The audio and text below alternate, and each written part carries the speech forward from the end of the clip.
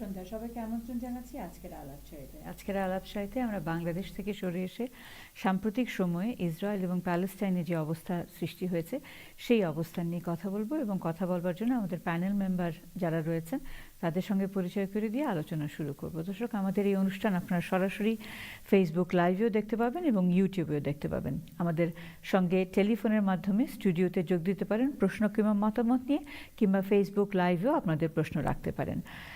Let's start with introducing my panel members today. So from my right is Mahbur Ahmed. He is the director of Restless Being. And to my left is Councillor Paul Canal. And virtually I've got a guest from Friends of Al-Aqsa, who is Shamul Jorder.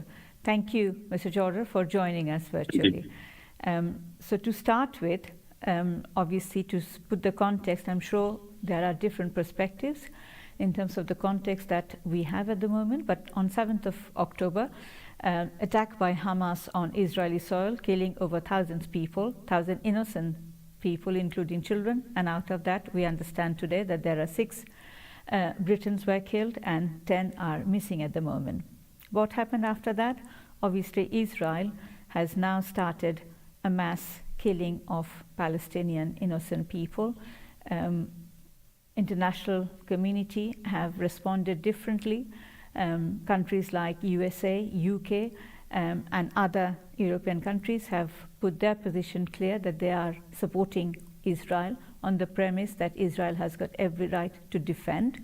On the other hand, what we are seeing is what UN and other countries, some other countries are saying that this is actually a large-scale humanitarian catastrophe.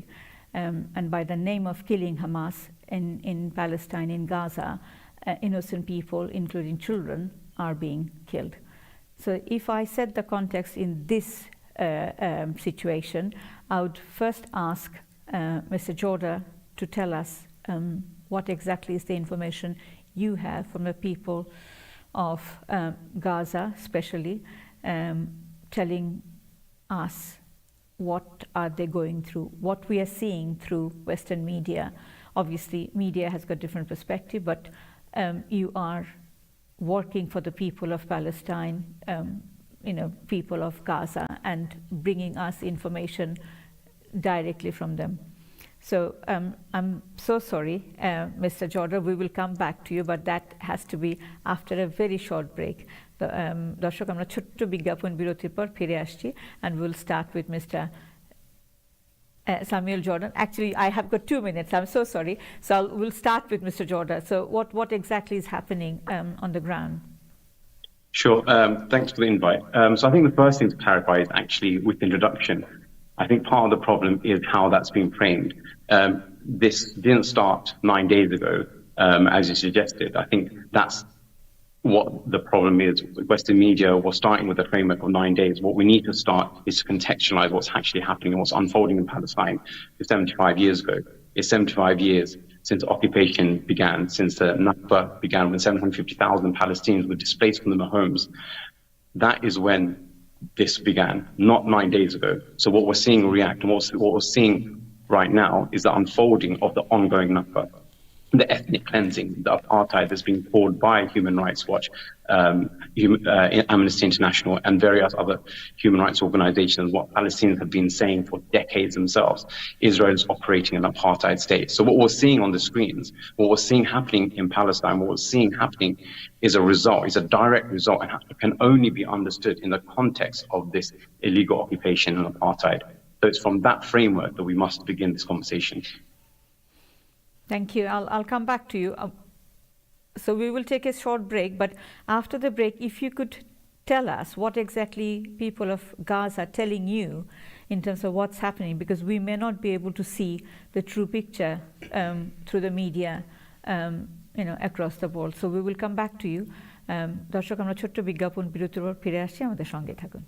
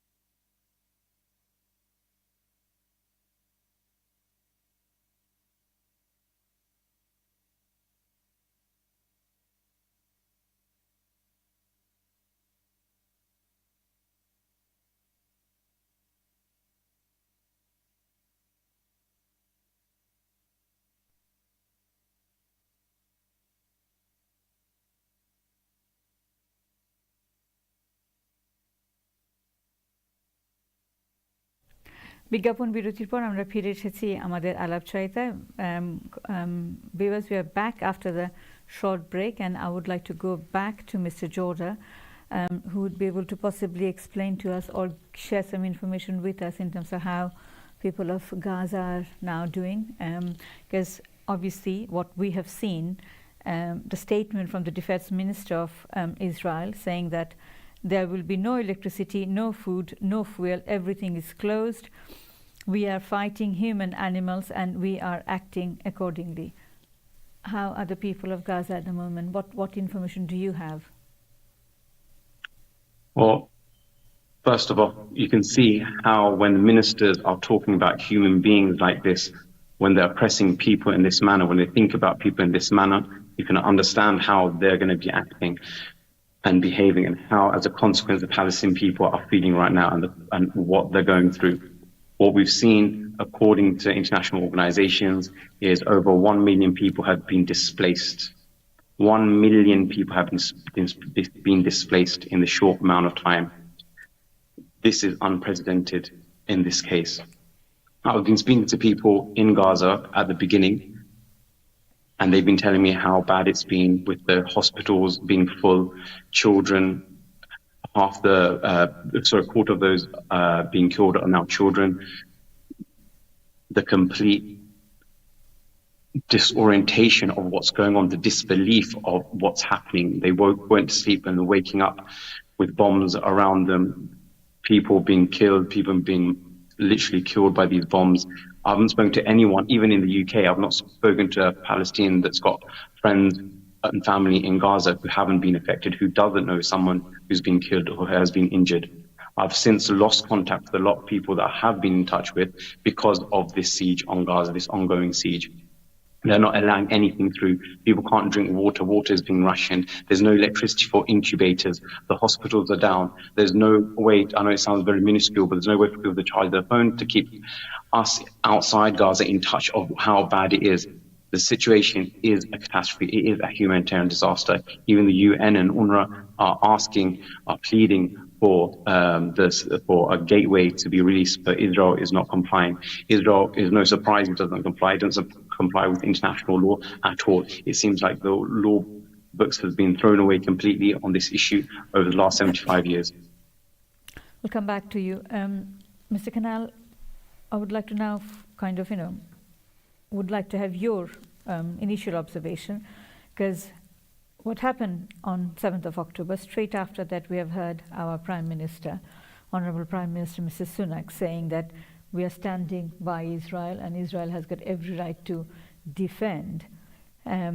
Obviously what we are now seeing is alleged violation of international law, because we believe that Article 49 of Geneva Convention clearly states that mass force transfer of people goes, it can be considered as a war crime. And although we have heard today that Britain is allowing 10 million aid to Palestinian people, but we are not seeing a shift from that move that Israel has got every right to defend. But what is your observation in the name of defense or defending territory, killing innocent people in Israel, in Palestine? These people may not have any say in terms of what Hamas does, or in relation to how Hamas has reacted on 7th of October. Well, thank you for the lengthy question, Urmee. I think I have to start with a condemnation of the Hamas massacre of over 1,200 innocent people. Babies murdered, toddlers murdered, old women murdered. For a country the size of Israel, that's like 12 9/11s.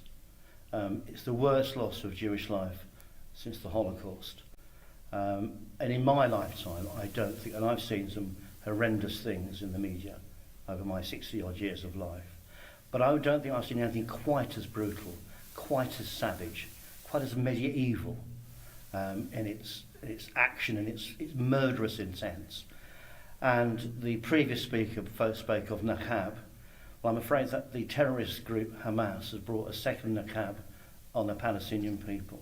And I regret every death on the Israeli side and every death in Gaza right now.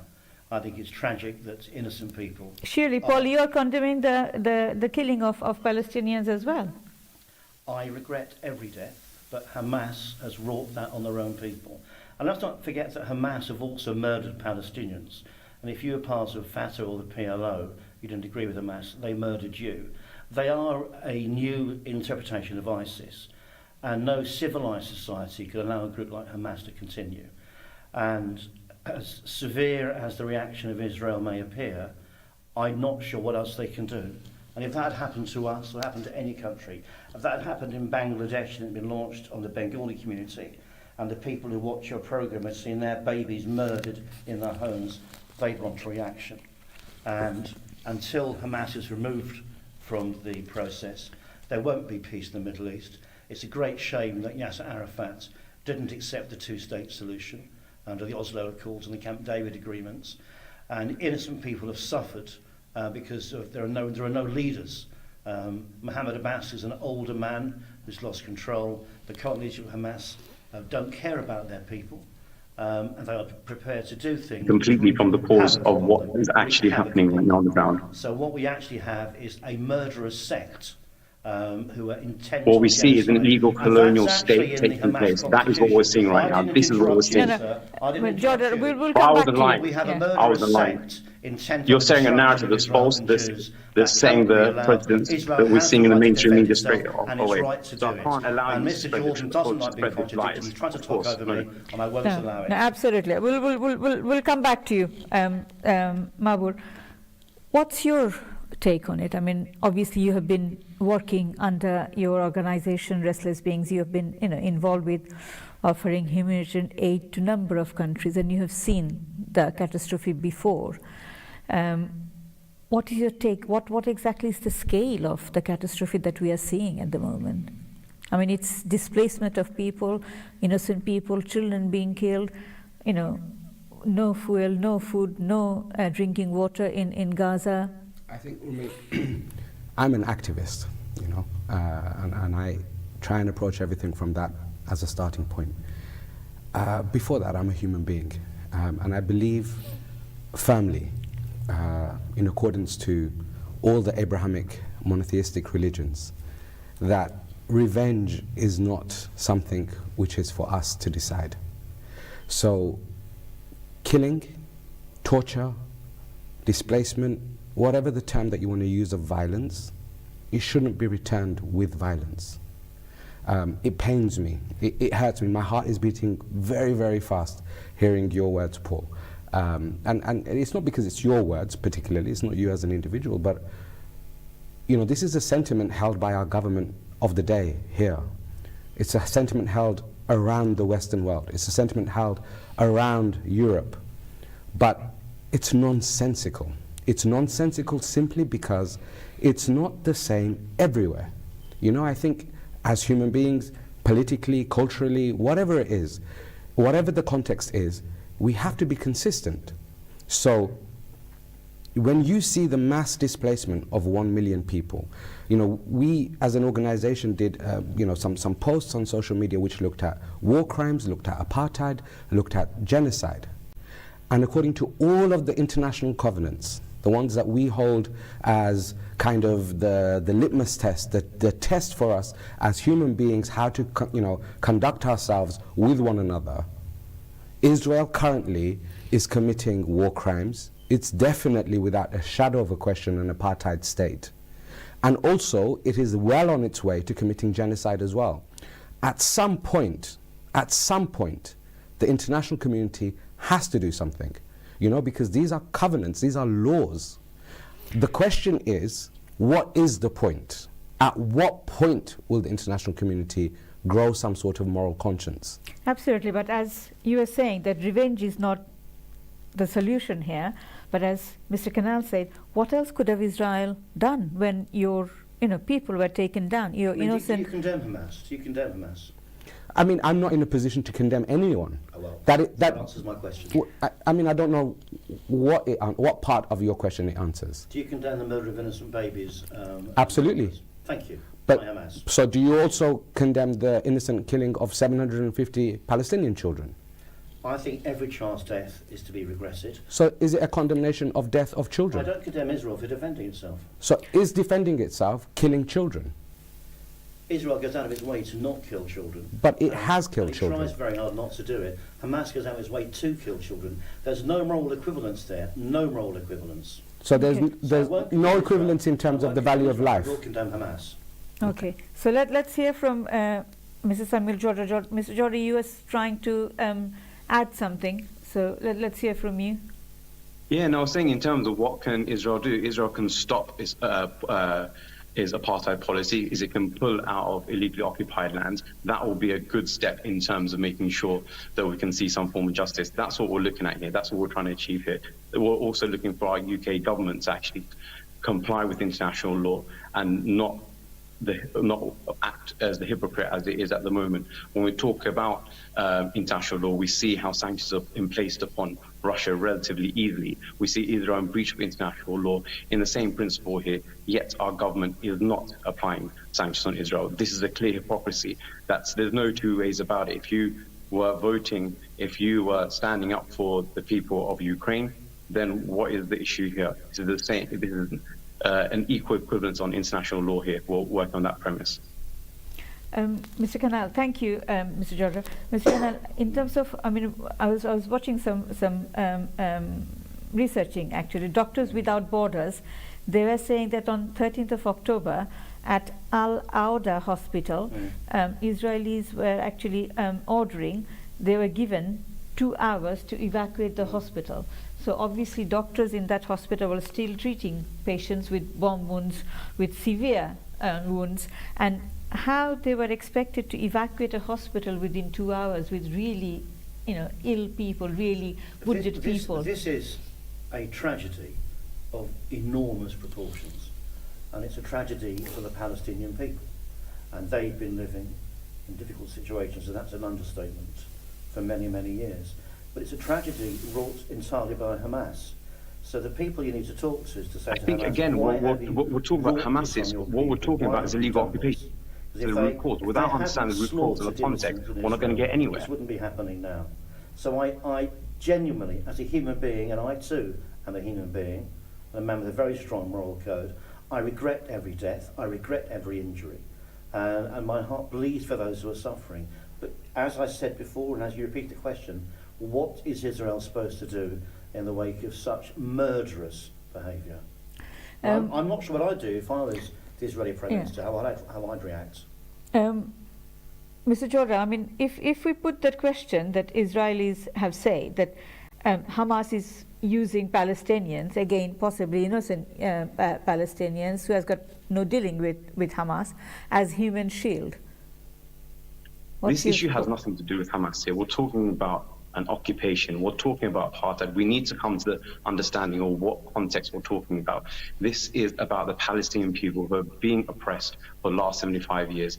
This is what we're talking about. The Palestinian people who, in Gaza, for example, over 2 million people under siege for coming up to 17 years. This is the reality. This is the siege. This is Israel's occupation. This is what we understand. Everything else is what we're seeing right now is in context. It's the reaction. It's what is playing out right now for the Palestinian people.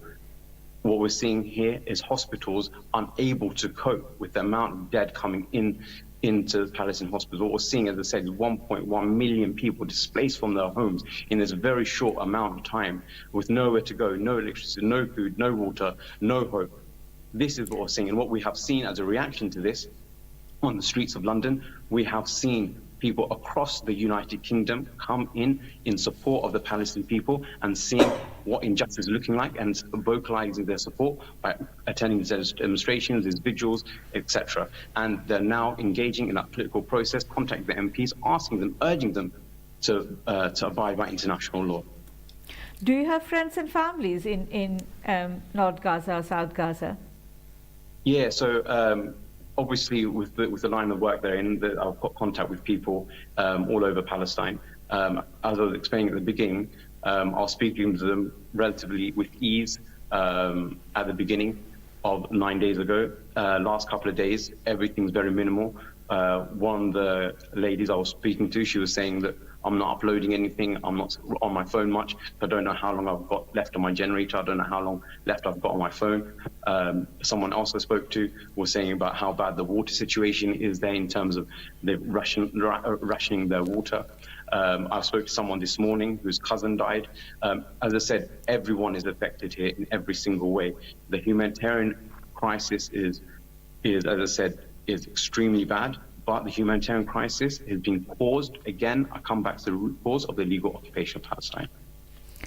So we understand that people of North Gaza were asked to move towards South Gaza, but not everybody is prepared to leave their home and move to South Gaza for various reasons, because obviously people are saying that South Gaza is not safe either, and we have seen... Not everyone can move, you know, so when you've got sick and elderly, or you've got children who are unable to, for various reasons, medical reasons even, the ability to move with families, you know, a 9-10 hour journey on foot, there's no fuel, so there's no cars, you know, on foot, to walk 9-10 hours to a place which is unknown, where there is no hope of home, that's not possible.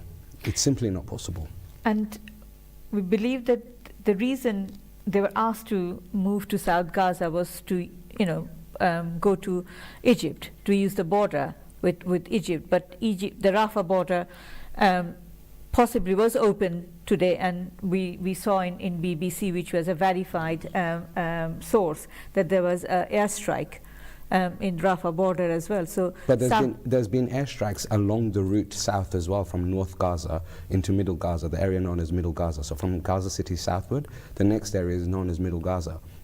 There was safe routes that were given, 2 safe routes that were given by the IDF, and as people were crossing along that path, there's been airstrikes on that path as well, on those roads as well. I believe Israel stated that that was actually not done by them, but by Hamas. That's very convenient, right? Mm. So I mean, I think, you know, just for a little bit of context, Hamas was not a ruling force in 1947, 1948. You know, when the Balfour Agreement was drawn up, it wasn't Hamas that was in power. Hamas didn't even come into power until the early 2000s. Well, prior to that... That was 1917. Sorry?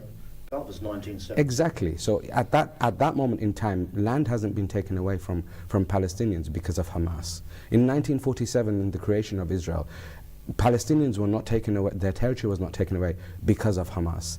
Throughout the 60s, in the 6-day war, 49-day war, it wasn't because of Hamas. Don't get me wrong, I am not a supporter of Hamas.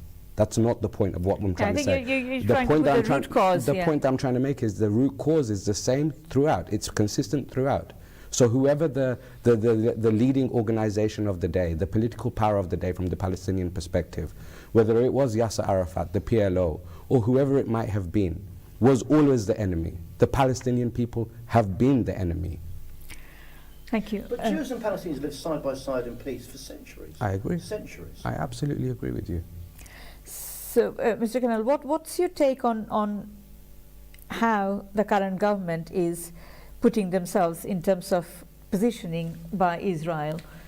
Well, I think the position to support Israel was the only thing the government could do in the wake of such an atrocity by a terrorist group. But I was very pleased that the government also recognised there's huge need in Gaza itself and amongst the Palestinian people, and pledged today £10 million to support humanitarian aid. And I hope we pledge more, because there are tens of thousands, in fact 4 million, innocent Palestinians caught up in this, and it's not their fault. And they are suffering when they shouldn't be suffering, and I genuinely regret all that suffering. So I'd like my government to do more. I'd like my government to actually channel more aid, more humanitarian aid, into Palestine to support those in the refugee camps and to support those who are being displaced. Now, at the same time, support Israel in trying to resolve this not existential threat, this real threat to its future. Because as long as Hamas is around, no Israeli can sleep safely in their beds at night. So how does this going to work, Mr. Kanal? Because obviously it's really good to hear that UK is sending or agreeing to give this huge amount of humanitarian aid. But at the same time, if Israel continues mass murder of innocent Palestinians, how does that work? I challenge the phrase mass murder. I don't think it's correct. It's the wrong phrase to use, and I don't agree with him, though I appreciate your position. At some point, there has to be a resolution to this short-term situation. Israel's got no desire to get involved in a long ground war in Gaza. It's got no desire to occupy Gaza. It withdrew in 2005.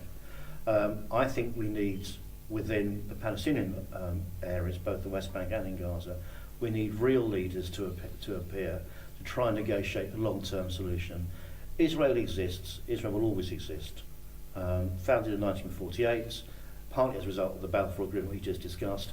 It's a fact. You're not going to change that. And if your position is the eradication of Israel, then you aren't going to get anywhere at all, and you're going to have constant conflict. There needs to be a grown-up adult conversation that recognises there are two groups there and to negotiate a way to live together. It's happened in Northern Ireland. It took a long time and a lot of bloodshed, and even that's difficult now. Paul, if I may. No, but they've reached a peace. There has to be a way of trying to negotiate a solution there, because as long as it's bulls heading together, innocent people on both sides will die, and there are no winners. Sorry, you were about to say. All I was going to say was, I agree with you. You know, as long as there's kind of like aggression from both sides, no one's a winner. But just how you mentioned Israel exists and it will exist, Palestine existed, and it no longer exists. There was never a Palestine state, interestingly. Okay. And Palestine was under Babylonian control, Ottoman control, Roman control, Greek control. We'll continue this discussion. And they're drawn down from the Philistines, but they lived in that area. I accept that. But there was never a Palestine state. Paul, we'll come back. Viewers will come back after a short break. Stay tuned with ATN Bangla. You can watch Alapcharita on Facebook Live as well. We're coming back after a short break.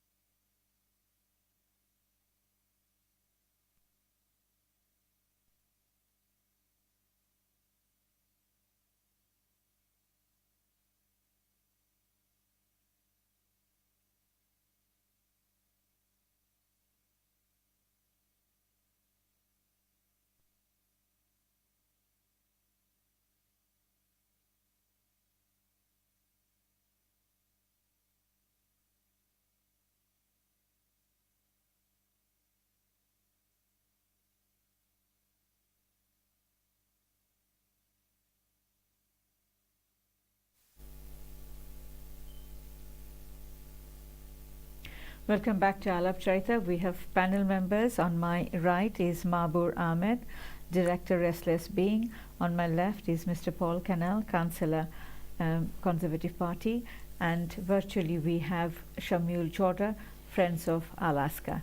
I'll go back to Mahbur Ahmed, to you, in terms of your experience of providing humanitarian aid to countries, especially displaced people. What are your concerns at the moment? What exactly is the scale of support needed? So of course, as it's well documented, there is no aid going in at the moment. We have actually been able to distribute some aid, but that's from the vendors that are already holding some stock. Of course, you know, market economics takes precedent in these sorts of situations. The cost of bread has suddenly gone up, you know, many fold over. Yesterday I was speaking to one of our team members.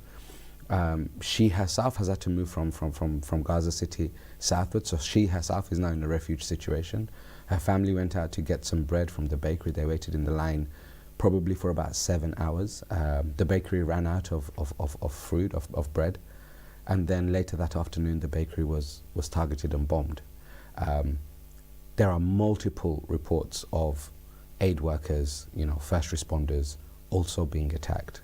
Of course, Shamil's already mentioned about hospitals being attacked and given virtually no notice. In the first few days, we, you know, now we're hearing more of like a 24-hour period of grace almost, if you like, or a 2-hour notice period, some leaflets. In the initial phase of the bombings, what would happen would be a bomb would drop, a rocket would drop nearby a residential building about 2 or 3 minutes before the main bomb, if you like, would appear. So families were literally given minutes to just grab their belongings. So the majority of the 1 million people who are now displaced have hardly anything with them. So the scale of the disaster is unbearable. One of the key things about the water being cut off, and you know, we have to look at the smallest details to understand what that does to morale and what it does to the devastation that it causes to a person. So with the dead, you know, many family members have passed away. With the dead, they're no longer able to wash the body. Forget about bury, because you know, it's the small details. They can't even wash the bodies, let alone bury them. And it's these things that break the resolve. It's these things that break the mind. It's these things that break the spirit. So sometimes we can look at these things and talk about numbers, 1 million displaced, you know, 2,000 people dead, and all of these types of things. But we have to look a little bit further deeper down, and as humans understand what that suffering may potentially even feel like for us. Absolutely. Paul, Mr. Kanal, in terms of, as Mahbur has mentioned, so as Mr. Jorda, in terms of Israel holding innocent Palestinians and actually inflicting collective punishment for what Hamas has done. Well, you're talking about holding Palestinians. Let's not forget that Hamas took hostages, including children, Absolutely. which they were keeping in cages, which once again is beyond horror. And I've listened very carefully to what they've said, and it pains me. It genuinely pains me that an innocent person has died, and you can't go through the appropriate burial practice. It's clearly a very important cultural thing to do. I regret, I must say again, all this lies at the feet of Hamas. And there's no point about talking about what happened 75 years ago, what didn't happen 75 years ago. That's actually, that's that whole point. It's wrong actually, about that. If you don't want to talk about the context of the occupation, the context of apartheid, the context of colonization, that is where we are. And the tragedy that's unfolding, which is affecting innocent people, is a tragedy, and the responsibility lies solely at the feet of Hamas. With Israel. And if Hamas were to release the hostages and cease their operations, then the siege would be lifted, and then, please God, we can move towards some reconciliation. I'm not optimistic about that happening, but that is a way out of it. But where did we get that information that if Hamas agrees to release the hostages, then the siege will be taken off? Because what we have heard from the Israeli government is that they're going to eliminate Hamas from the earth. Well, I think Hamas should withdraw. I mean, their leadership lives in Qatar anyway. You know, those that aren't based in Gaza itself. They're not creating a solution. They're creating enduring misery for the Palestinian people. And I've always believed if you're not part of the solution, you're part of the problem if you withdraw. Under siege. This is if Hamas what we're wasn't there, talking this wouldn't about. be happening. Let's hear from Mr. Samuel. Shamil, sorry, we can hear you earlier. Sure, can you hear me now? Can you hear me? Yeah, can you hear me now? Yeah, we can, yeah. Okay, perfect. So I think as the program comes to an end, I think one of the things we need to look at is the response of our government, the UK government. The UK government sending surveillance aircraft to support Israel. It's sending 2 Israeli Navy ships to support Israel. What we're seeing here is no peacemaker here in our government. We're looking at it as a government who is complicit in breaking international law. And what we have seen on the streets of the British public responding, we have seen the British public come onto the streets. This Saturday in London, 150,000 people came onto the streets of London to call out the hypocrisy of our government. That is what we're seeing as a result. This Saturday, again, at 12 o'clock, I estimate hundreds, tens of thousands of people come to the streets of London, 12 o'clock at Marble Arch, to again, for a national demonstration, to stand in solidarity with the Palestinian people. So I still have hope. I have hope. When we're talking about what's happening, we're seeing the response of the British public, and I urge everyone to contact their MP and ask them where they stand on this issue, and contact all their councillors, contact all your councillors, contact all your MPs and ask them, where do you stand on this issue? Because the elections are coming up next year, and this needs to be a priority for people of justice. Next year, let's prioritise Palestine at the ballot box. Let's make sure we stand with the people, the Palestinian people, consistently. Let's make sure we stand for international law, international justice, and that is what we stand for. That is the line. No hypocrisy. We want justice for the Palestinian people. Thank you. So, Mr. Ahmed, in terms of the breach of the international law, we have been hearing a number of times that Israel is breaching international law. What's your take on that? I mean, how can the government of UK can actually be a part of the solution? Because as Mr. Kanal was saying, that you need to be part of the solution. So how can United Kingdom be part of that? Even in its short history, Israel has more United Nations resolutions against it than any other country. It's evidently clear that there are war crimes taking place currently. Evidently clear. Collective punishment will just start there. We don't need to go very much further than that, because it's being broadcast to our mobile phones, to our laptops, and to our TV screens. The question of the mechanisms, the mechanisms of international justice and the mechanisms of international law lie in essentially two courts: the International Criminal Court and the International Court of Justice. I mean, UNICEF is calling for immediate ceasefire. How important it is for the aid to actually reach these people? Absolutely. Well, this is a lifeline. This would be the lifeline, right? So people are going to die. The longer this goes on, the more people will die. Even if there's no more bombing, simply from the cutting of the fuel and the water and all of the facilities, people will die from just simply that. So absolutely, there has to be a cessation of violence, without question. Absolutely, there has to be access, kind of unimpeded access for humanitarian aid, from whichever direction. There is no constitution in the world which says that the aid only has to come through the Rafah crossing. It can come from the Mediterranean Sea, it can come through Israel as well.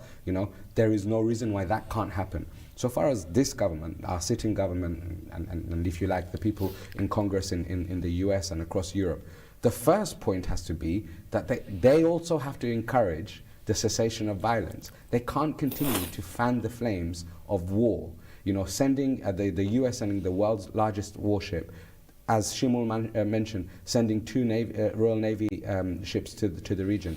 This is not the language and the action of governments who are looking to de-escalate. This is not the actions of diplomacy. These are the actions of war. So in right, Paul? Or? Well, no, I think the deployments of ships from the Royal Navy and the American Navy and other military assets are designed to protect Israel from further attack, because you've seen Hezbollah mount rocket attacks on the Israeli border, and there's genuine concern that this could actually spread. I think they're to try to secure a peace rather than act as a provocation. No American or British assets being used to attack anybody. They're there to provide a reassuring presence. If someone wants to get involved, we'll stop them being involved. This has to stop with Hamas. You don't want to stop. You don't want to stop stop occupation. You don't want to drawing. In but my you don't view, want to stop colonization. This is what I'm saying. This is coming from a context of not understanding history. And the violence has to stop. And if they hadn't murdered 1,200 people, you wouldn't be having this conversation now. Well, we need to start with occupation again. Context. So, in terms of the dynamics, Mr. Kanal, what's your observation at the moment? As you said that if through Iran and Hezbollah, obviously there is tension mounting in north of Israel-Palestinian border, and people have started to evacuate. And if Hezbollah comes into equation, they've started already. There's genuine concern that this wasn't a one-off attack and see what's happened. It's part of a longer-term plan, and Hamas have been preparing it for a long time. And a huge concern in Israel that didn't see it coming. It's interesting. You mentioned water before. All the water pipes, all the water were dug up and turned into rockets, and European aid sent as a weapon. That's a huge concern going forward. But Israel has the right to defend itself, and if it is attacked on other fronts, I know that America and Britain will come to Israel's aid. So I hope no one does it. So I would say to that, I mean, I can understand, I can't understand, but I appreciate your position, as many kind of Western media houses and politicians try to contextualize that this all started 9 days ago because of Hamas's actions. This situation. So, okay, so I don't agree with you, but I appreciate your position, right? So that's fine. Let's go from there. What Israel is doing to the Palestinians now, the collective punishment of shutting down of fuel, of removing the infrastructure of life, is that not collective punishment? And if your answer is going to be no, what would constitute collective punishment? Well, if Hamas releases the hostages, then that's a step towards peace. As I said, you know, I'm trying to find positions here. So, fine, you keep your context of it starts 9 days ago. If you were Israel, what would you have done after 200 people were slaughtered? What would your reaction be? I wouldn't collectively punish. I wouldn't commit a war crime. Would you have done anything at all? Would you have just said a prayer, said that's really sad, but we won't get involved? Absolutely not. But you come back to what I've asked you: is it not collective punishment? At this stage, I don't think it is. So what would constitute collective punishment? I think this stage is designed to concentrate minds. And if you have Hamas running your area... You're saying this is collective punishment? And it's terrible, it's appalling, but once you remove Hamas from the situation, you then remove the threats of Israel, and then we can move towards stabilisation. So remove Hamas, get the water, in fact the water is still flowing in parts, as you know, it's the fuel that's the big issue. I think we have got a post in Twitter, but we haven't been able to verify it, that Israel just bombed the United Nations humanitarian aid warehouse in Gaza. So that's really, really worrying, because obviously, would that constitute? I wouldn't support the bombing of any aid houses, and if that has happened, I can only assume it was an error, but it shouldn't have happened. But in war, you get collateral damage. To this extent. That's a terrible position, Paul. It's a terrible position to take. What's your take, Mr. The NATO bombed the Russian embassy in Serbia. Mr. Samuel, what's your take? Because we were discussing about how this could even extend further, this catastrophe, if Hezbollah gets involved and there is war in north part of Israel-Palestinian border. So you know that's gonna get even worse than what we are seeing now. So what we need to do here, our government needs to actually abide by international law. This isn't rocket science here. It doesn't take a genius to work out international law is being breached and broken time and time again. What we're asking for our government is to play by the books here. It's to implement sanctions on Israel. We have seen it. It's a simple call. We have seen so many thousands of people being slaughtered, bombed, with nowhere to go. When Netanyahu says, leave your homes, go where? They're under siege, they have nowhere to go. These people... Mr. Kanal, is there a possibility of UK government considering bringing sanctions against Israel on the basis that they are breaching international law, when we have got 10 Britons already missing? I don't speak. I think the problem here is that whether it's Labour, whether it's Conservative Party, unfortunately we've seen that everyone isn't is ripping Israel is up the the victim rules. here at the start of this. How is Israel the with victim? They are 1,200 murdered literally civilians, the murdered occupiers, the babies, aggressors. murdered young people at a music festival.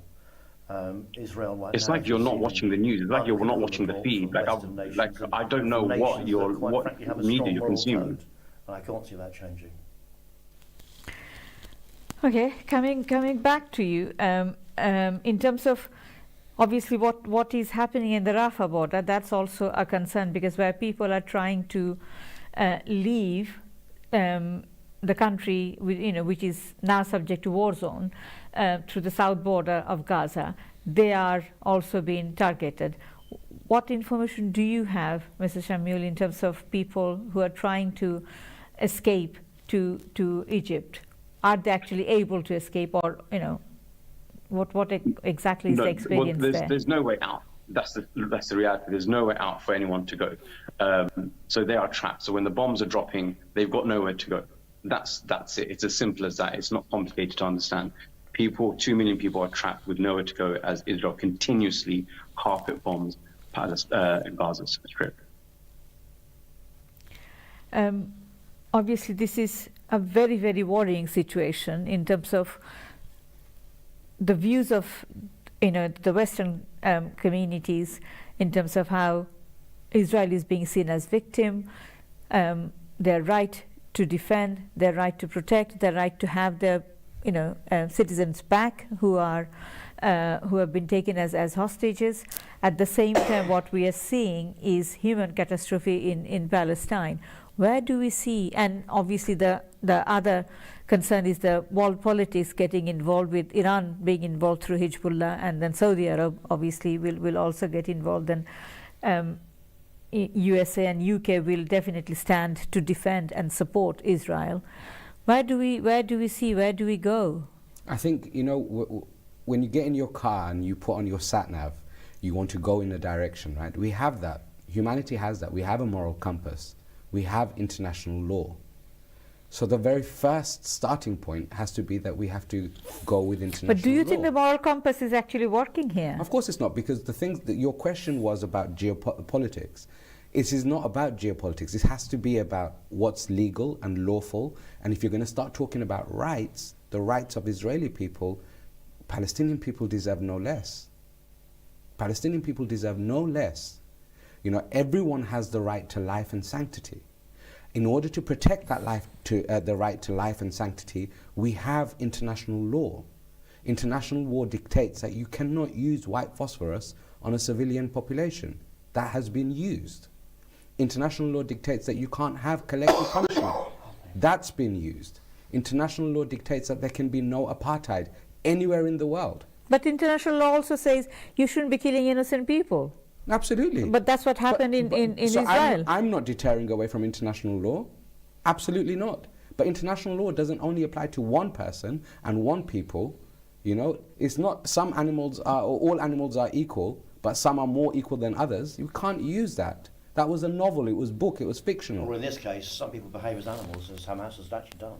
I mean, that's dangerous language. I'm afraid it's absolutely true. It's dangerous language. No human being with a strong moral compass would slit the throat of a baby. And do you have evidence of that? There is the very first... I've seen the pictures. Wonderful. And no one else in the world has. No, it's not wonderful. It breaks my heart. It breaks my heart. It would break everyone's heart. It should break everyone's heart. Absolutely. But has that been from verified sources? Because I've received from people I trust. International media outlets are saying that the initial statements that were made about beheaded children, they've walked back on those things. The US president put out a speech saying, absolutely, I'm not denying that. Yeah. I'm not denying that. To be fair though, it's not how a baby dies. Absolutely, it's condemning the death. Exactly, yeah. So international law has to dictate for everyone. And you and I could agree that we condemn the Hamas attacks in Israel. I know that Jordan hasn't. That's his position.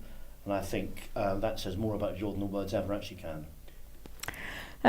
So, Mr. Shamil, in terms of what are your worries at the moment, as I was putting the question to Mahbur, that where are we actually heading in terms of Israel's right to defend, on the other hand, international law there is allegation that international law is being breached by Israel, and innocent people are also being killed, murdered in Israel. So where do we It's head not an allegation when it's viewable and consumable for everyone to see. Yeah, but that has to go through a process for that to be established. So that's why I'm using the word alleged breach of international law. Yeah. So what's your view? Where do we head from here? So I think we've seen the breaches continue. Where we can head, we need to understand and go back to the basics of humanity. We've seen 2,000 plus Palestinians being killed. We've seen laws being broken. We've seen the occupation time and time again. This isn't the first time over the 9 days we've seen it. Since, whether it's those who are recent activists or who are younger viewers, would have seen 2021. They would have seen the continuous aggressions on Gaza, the continuous blockade. It's continuous. Where we can go from here, we can see the humanity of the British public. I hope that this will be solved. We see, as I said, time and time again, this Saturday, 150,000 people came onto the streets of London. That shows there's hope. If those people all start contact the MPs, just to ask for international law to be upheld, just for the MPs to speak for justice and the councillors, that will make a difference. If we see, like on this Saturday, we'll put it to at him. 12 o'clock, I'm at sure Marble he does, Arch, but we see hundreds of thousands of people come to the streets of London again. Then there will be success. Then we will see that international law can be upheld, and that's what we're looking at. I'm going to have to go because I said I need to go at 9 because I've got another meeting that are running on this Thank you very stage much. right now. So I apologize. Mr. Samuel, Thank you very much. Absolutely, we have heard your point, and thank you for joining us, because we understand you have got another meeting to join. So thank you for your time. Viewers, we will come back after a short break to stay tuned with us. Alapcharita, either you can join us via phone call or watch us live on YouTube. We'll be back after a short break.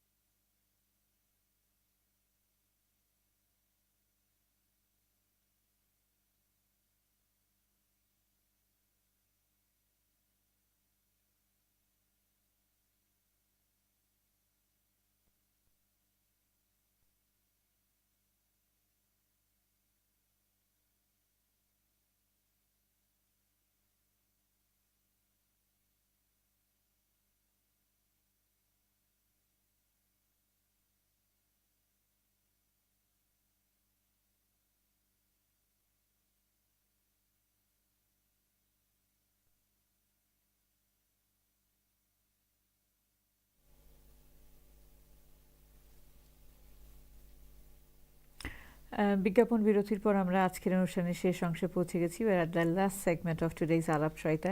Mr. Kanal, I would like to start with you in terms of we have seen increased anti-Semitic attacks on Jewish schools. We have seen our Prime Minister visiting one of the Jewish schools today, advising the Jewish community that government will do everything to protect the community, the schools and the children. At the same time, the government is also saying that they will extend their support and vigilance to protect the Muslim community as well. We have seen an attack. Really, a boy was killed in USA by a Jewish landlord. A Muslim boy was 6 years old, I believe, was killed, murdered by the landlord who is from the Jewish community as a protest. I don't think he's Jewish. I may be wrong, but it was killed. The boy was murdered as a protest in USA. So we have started to see this kind of casualty across the world. And if Iran becomes involved, this war may go even worse, or it may take in a much worse position than what we are seeing now.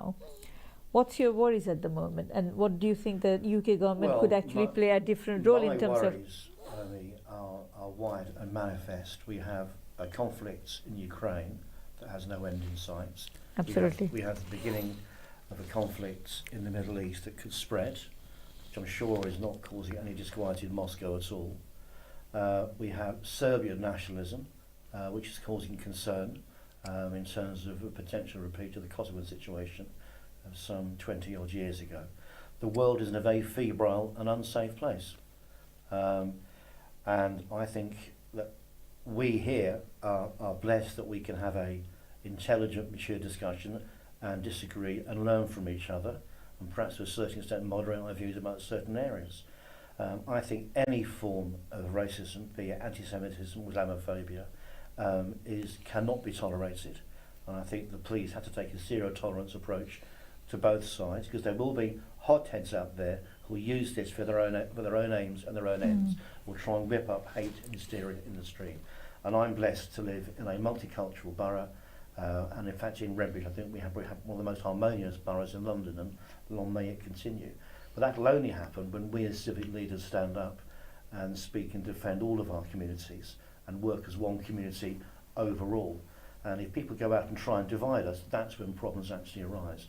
So I'm pleased that the government has given some more money to the Community Security Trust to protect Israelis or Jewish schools, and sadly some Jewish children haven't gone to school. It's a shame that wearing the Star of David is a cause you receive abuse. I'm also very pleased the government said they also won't tolerate Islamophobia, because there's no reason for it. And I mentioned this before, come from an Irish background. My mother, God rest her soul, had a strong Irish accent, and she was abused during the IRA attacks in the 1970s. And the only thing my mother did was dangerous was feed people too much food. She was too generous with food. So I've been on the receiving end, or my family has, of a form of racism, and I deplore it. So I think we all have to stand together and say, we may disagree, but you do not attack people on the basis of the colour of their skin, on the basis of their faith, or any other reason. No, but same question to you. How worried are you in terms of what's going to come? Oh, very worried. In future days. Very worried. But I think we absolutely need to distinguish that this is not a Judaism-Islam problem. We are watching a nation state hell-bent on its nationalist ambition of Zionism, attacking a civilian population who are fighting for their identity. The saddest thing that happens in situations like this is when people of faith are pitted against one another. This isn't about being anti-Jew or anti-Muslim, but I fear your question. I fear that is what we're going to see, and that's a terrible shame, because it should not be exported.